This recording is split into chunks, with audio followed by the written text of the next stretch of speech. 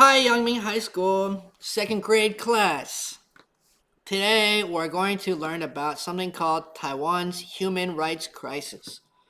But before we get into this, I want to go over a fun activity and opportunity that you guys can join every Wednesday and Thursday.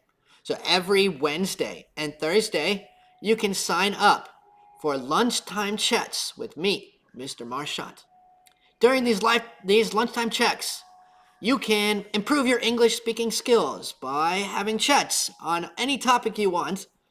You just tell me what you want to talk about, and I will help you fill in the vocabulary. Or we can have fun and play games, and those games will help us learn English and improve our English. So here are some examples of the games that we can play.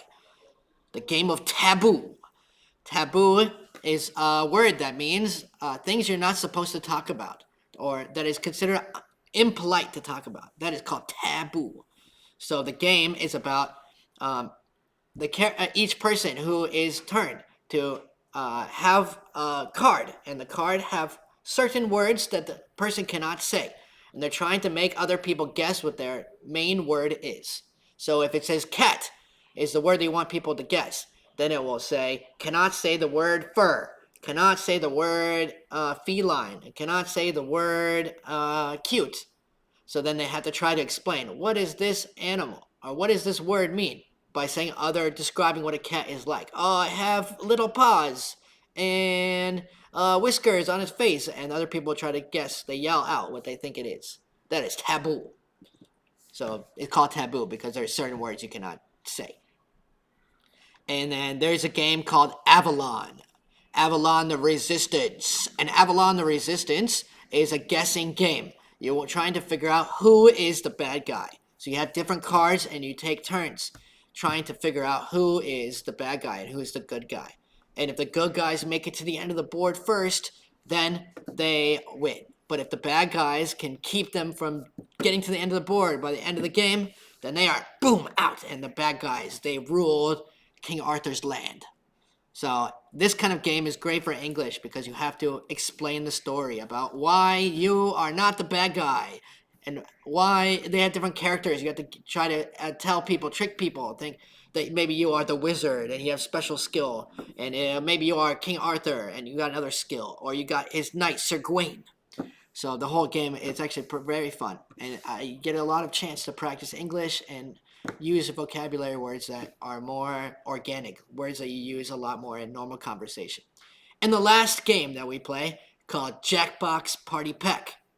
This one, there are two packs of many games, and like quiz game or drawing game, or there are some trivia. This is kind of quiz game. Trivia means quiz game.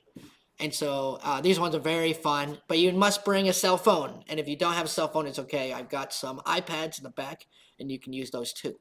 And these games are a lot more interactive. Use the big screen. So there's not the only games that we can play. I have many more games, but these are the main creme de la creme of my teaching repertoire. It's just the games that you can choose that we like to play the most. Okay, so you can scan this QR code, but only 8 people can join each time. Which time slot you want. Okay, so on to the actual lesson. Okay, so getting back to the hard-hitting lessons for today, we're going to be talking about something a little bit more serious. This topic is called the Taiwan human rights crisis. So Taiwan, maybe you've heard of human rights crisis before, or human rights problems, like in Africa where they have child soldiers, or in the Congo where they make children mine for gold, or maybe you've heard about it in America where not there's a disproportionate number or not equal number of black people being hired as white people. Well, you might think this kind of idea, human rights, or in China, that's another big one. People talk and criticize China all the time for human rights, which is fair. They should, because they have lots of human rights abuses, like in the factories. They make people work many long hours without any pay or very little pay, or they will kidnap people in Xinjiang who are not ethnically Chinese because the communist government took over Xinjiang and made a lot of people called Uyghur, they go through what they call re-education through labor. So though because those people are they're Muslim, and the way that they practice Islam, the Chinese Communist Party doesn't like. So they'll take them and kidnap them at night and bring them to a special prison where they have to work very hard and they will be not paid. So this a lot of human rights abuses happen in China. But there are also human rights abuses that happen right here in Taiwan, and it's important to focus on the issues here at home as well. So today we're going to learn about some human rights crises that happen right here in Taiwan. And these crises for human rights mostly focus on migrant worker, that is foreign worker, who are made to come to Taiwan to fill the jobs that many Taiwanese just don't want to do because they're dangerous or they're dirty or they're just very hard to do. So they're not very attractive. And these kind of human rights abuses have been happening for a long time in Taiwan, but they're not very popular topics to talk about. So many people in Taiwan are not even aware that some of these horrible things are happening right under their noses. And many Taiwanese think, oh, because it's not happening to me, I shouldn't be worried about it. I should worry about other parts of politics in Taiwan. But actually, this have a big image about how people outside of Taiwan view Taiwan. And as you probably all know, Taiwan is in a bit of a um, precarious situation with the Chinese, on the brink of war all the time. The only thing that keeps Taiwan safe from the Chinese invasion is recognition by the rest of the world, right? Especially the United States, right? Because they're the ones with all the guns. So if we want Taiwan to continue to be safe, then we have to address the issues of human rights. And also, because human rights are important and there's the right thing to do. We should treat people fairly. So for all these reasons, we need to focus on human rights. Okay? So here are some examples of human right violations that have happened right here in Taiwan. Here on the left side is a picture of a factory dormitory. This factory dormitory didn't use real buildings. They forced them to live inside shipping containers. Those are boxes that they put. They're supposed to put things that you buy and things that are being bought and sold inside those containers. They're not meant to be houses. They don't have any insulation. So that means that if it's cold outside, it will just be super cold inside.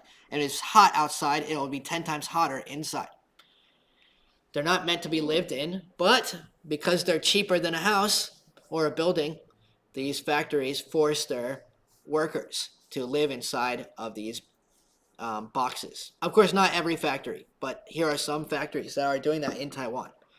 They're not poor factories that are running out of money. They just want to cut down their costs. They don't care at the expense of people. And also, they cram many people into these places, inside these boxes. And so since everybody is smashed all together, it's more likely that they will get sick. So that's one issue. The other issue is for other kind of factory worker. I'm not sorry, factory, other kind of migrant worker. And that kind of migrant worker are fishermen. They work on the ships for a Taiwanese captain. They are called offshore fishermen because the fishing boats, even though they're owned by a Taiwanese company, they try to never actually land in Taiwan. This way, they can avoid following Taiwanese rules about labor practice. And on those ships, they don't give the workers enough food. They often will hit them and beat them, even to death.